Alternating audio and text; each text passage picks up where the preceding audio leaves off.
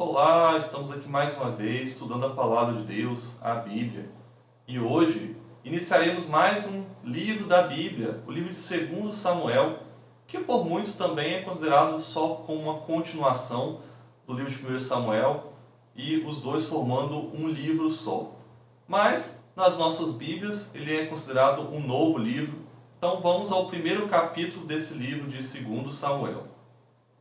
O primeiro ponto de destaque que eu chamo a atenção de vocês é com relação a um homem que veio ali do campo de batalha para se encontrar com Davi, que tinha retornado para a cidade de Ziclag.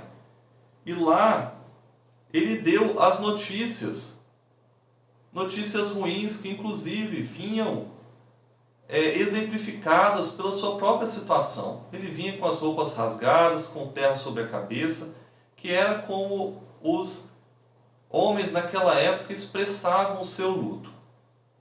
Então ele mostrou a Davi que havia sido derrotado os filhos de Israel e que Saul e seus filhos haviam sido mortos.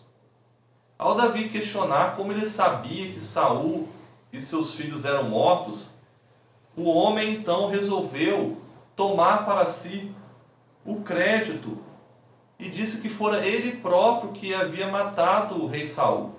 E o rei Saul estava ali numa situação que não via saída e que havia pedido para ele se lançar contra ele com a espada e o matar. A gente vê que isso, de certa forma, era uma meia-verdade, porque isso havia acontecido, o que mostra que esse homem estava ali próximo ali de Saul, tanto que ele apresenta para Davi a coroa e o bracelete de Saul, que provavelmente ele havia retirado assim que Saul estava constatado como morto, antes dos filisteus chegarem.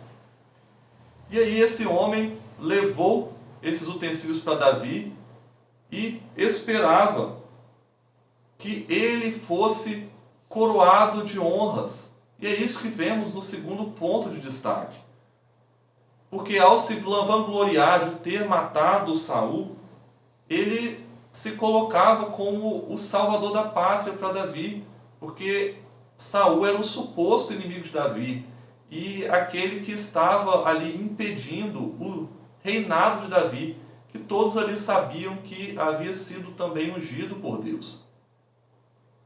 E o fato do rapaz também trazer a coroa ali para Davi e se prostrar aos pés de Davi também mostrava que ele reconhecia Davi como rei e que ele estava pedindo que agora que Saul havia sido morto, o empecilho para o trono, Davi tomasse o trono. Só que ele não pensava que Davi reagiria da forma que fez. Porque em vez de Davi o honrar e agradecer pelo que havia feito, Davi o condenou à morte. E o crime que ele disse foi por estender a mão contra o ungido do Senhor. E inclusive, esse foi uma frase que Davi disse várias vezes para não estender a mão contra o ungido do Senhor. Ele se poupou de lutar contra Saul, porque acreditava que era Deus que o havia ungido, e era Deus que deveria retirar essa unção e provocar a morte de Saul, por assim dizer.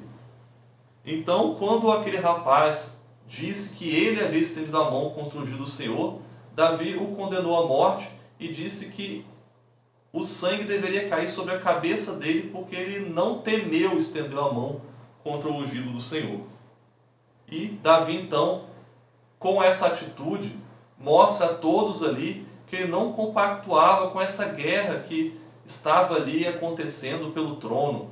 Ele, Davi, não buscava o trono e não estenderia a mão contra Saul, nem compactuaria com aqueles que assim o fizessem.